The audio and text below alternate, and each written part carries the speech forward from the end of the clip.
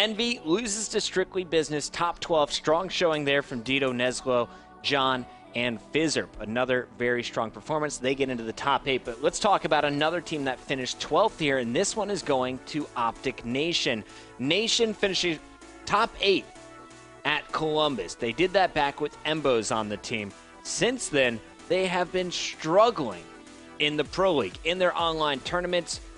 You see OpTic Nation in the bottom 3 since the very beginning, unable to get anything going. They have a drastic move, drop Embos, make Sin a star player added to the starting lineup, and then just a week or two before the tournament, they add Swanee, a European superstar, to this lineup. So with Swanee now on the squad, guys, there is a lot of hype behind this team. You saw the positive energy from TP, from the rest of the guys on Twitter, social media, YouTube, all of that before the event.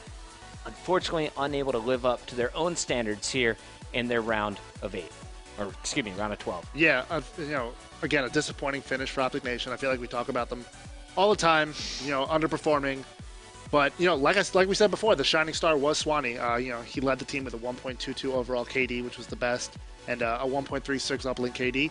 So, if you got to be happy about your new pickup, but you can't be happy about your placing. You bring that back up one more time, Will. So, Swanee going off in this, you see not only the uplink and the overall KD, but a 1.15 in search and destroy as well, JP. Yeah, the 1.15 was surprising, but you see the rest of the team. They were 3-8 in S&D in Orlando, but you see the rest of the team. Karma, 0.82. TP, 0.71. Proofy, 0.66. When you have only one guy getting a positive KD in S&D, it's just not going to work. You just can't. Kills are just too much importance for S&D. Now, do you think this was OpTic Nation missing opportunities or kind of flaws in their strategy after adding someone so late in the game? That's tough to say. Too early to tell? It's tough to say. I mean, you made a bold move by picking up a European Slayer, and he performed great. And you're expecting your other 3 players to perform just as well, and as they should. I'm looking at Proofy with a 0.66 KD at Orlando. S&D. And that's unexpected. But as we saw, the same thing in Columbus. Their Columbus S&D was not too great either. Yeah. Karma 1.07. He was the only one to go positive for them in S&D at Columbus. Embo's 0.85. Proofy 0.81. TP 0.70.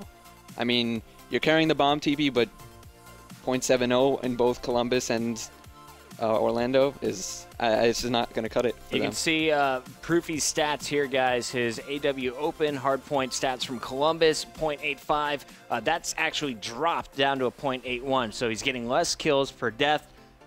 He did go up in captures there, and he did go up in defense, so he's doing a little bit more inside of that hardpoint. Yeah, it was almost like he was taking that OBJ role from TP in hardpoint. He was leading the team in caps and defense. And is that a problem? Is that the problem for them? Who knows what OpTic Nation's problem is? All right, well, they're sitting at 7-12 in Season 1 so far. So, guys, let me ask you the same question I asked about Envy. Is this the final roster? Do we suggest a team change? If so, well, 3-13 in matches. 3-13 in matches. 7-12 in S&D. So it's still their S&D struggling online and on LAN. Yeah, dead last in the league. Dead last in the league. Not so good. They need to turn up. I think you need to make a roster move sooner. If you're going to make another one, at least, you got to make it sooner than later. Otherwise, Karma is going to get impatient and worried about his COD chance. Yeah, when does Karma dip? Do you dip right now if you're Karma? Oh, man. It's so tough. It's tough to say. You're leaving the green wall, but if there's anyone to do it, it might be Karma. Yeah, if anyone's going to leave, it's going to be Karma. Do you think Envy makes a move?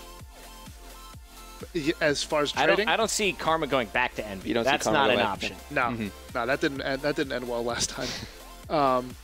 So, I mean, looking at these players, like, you're not going to drop Swanee. You just, moved him across the world. You're not going. And he performed well. Yeah, he performed well. You're not going to drop Karma because he's Karma. Yeah, you got 2-time world champion. Yeah. You got a 1-time world champion as well as second most winnings in any history there for TP. Right. So I feel like those guys should just be exempt. Then puts Proofy on the chopping block. On the chopping block, and is Proofy really the problem? Is he a problem? Is this team chemistry as a whole a bigger issue? Well, I mean, was Embos really the problem? He played great on Synergy. Outplaced him with Synergy, a pickup team, which 6. had just the amount of time that this OpTic Nation squad had to play together. So I think the whole well, Swanee was at it last minute isn't really an excuse in this point. Yeah. I mean, it's hard to say. It's tough to say that OpTic Nation should drop Proofy, just because from looking at this team on paper, they should be a top 6 team at least. But I mean, stats don't placing top 12. Exactly, stats don't lie. Proofy's not performing to his standards. I got nothing, guys. Is it just inconsistency? I'm confused. We're all kind of speaking. I have no idea.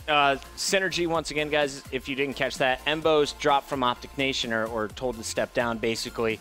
He then goes and joins up with a bunch of guys under 18, Methods, TCM, playing with Felony as well. Very young, talented stars. They dominate their pool play.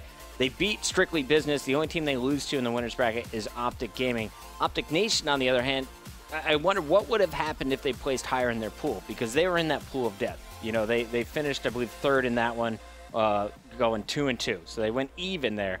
And that put them in such a tough situation to have to play against Justice. If it's any other team but Justice, say they draw a Strictly Business here or another team, do you think they have a better performance? Well, if they make it out of their group in second, they play Stunner first round, and Stunner's a very good team right now. I think they would struggle with Stunner regardless, and they probably would lose first round of the winners bracket, and then which would set them up to eventually play Justice if that's the way the bracket worked out. Because I don't see Justice losing to Aware or Revenge that they would play in the losers bracket. So no, I don't think their placing in their group really affected their performance. All right, let me ask you this question, JP. You ready? Out of these 7 teams, who does OpTic Nation lose to? You have Justice, Team Caliber, Dream Team, Strictly Business, Envy, Prophecy, and Elevate, all there in the round of 12. Out of those 7 teams that they could potentially play against, who do you see them beating? Beating? Yeah. Uh-oh. Don't say it. It's hard because it's so... You got to say at least Dream Team. Yeah, I would say Dream Team, but I also have confidence in them, but they just didn't show up. I would say Dream Team. Dream Team for only? Sure. I'm going Dream Team, Elevate. I think they could get a win against Prophecy, and I think they could potentially get a win against Strictly Business and TK. I don't know. I see 5 potentials. Likely, the ones I'd put money on, I'll put 3 out there. Both Prophecy and TK went 4-0 in pool play. It's true. And Justice is a really good team. But either way, it's OpTic Nation finishing 12th, going from 8th to 12th, still outside the money and at the bottom of our Season 1 in the Pro League. OpTic Nation still looking for the answer. They haven't found it yet. Justice, though, did move on. They secure a top 8. Let's look at the other matches here in our round of 12. We saw TK going up against Dream Team. Dream Team just couldn't get the job done. They wanted to. They couldn't. 3-0 from TK.